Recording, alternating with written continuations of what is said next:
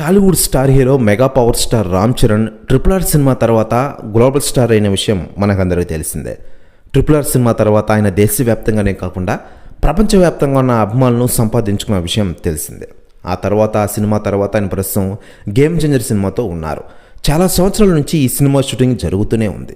ఇకపోతే శంకర్ దర్శకత్వంలో తెరకెక్కుతున్న ఈ గేమ్ చేంజర్ ఎట్టకేలకు సంక్రాంతి కానుకగా వచ్చేది జనవరి 10న రిలీజ్ కాబోతున్న విషయం మనకందరికీ తెలిసిందే. ఈ దేశమంతా ప్రచారం చేయబోతున్నారట.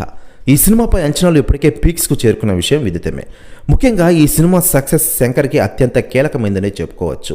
ఈ హిట్తో తనపై కోలీవుడ్లో తనపై విమర్శలన్నిటికీ చెక్ పెట్టాలని ఆయన చూస్తూ ఉన్నారట.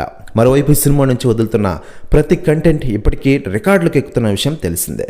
మరోవైపు యూఎస్ఏలో ఇప్పటికే రికార్డుల సేల్స్ బుకింగ్స్ అయిపోయాయట. అయితే లేటెస్ట్ అందుతున్న సమాచారం ప్రకారం విడుదలకు ముందే ఆల్ టైమ్ రికార్డ్ బ్రేక్ చేసిందట గేమ్ చేంజర్.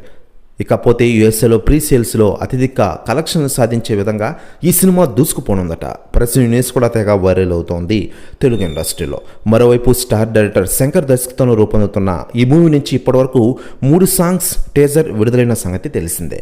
ఈ నెల 21వ తేదీన 4 సాంగ్ని రిలీజ్ చేస్తామని ఇప్పటికే తమన్ ప్రకటించిన విషయం తెలిసిందే.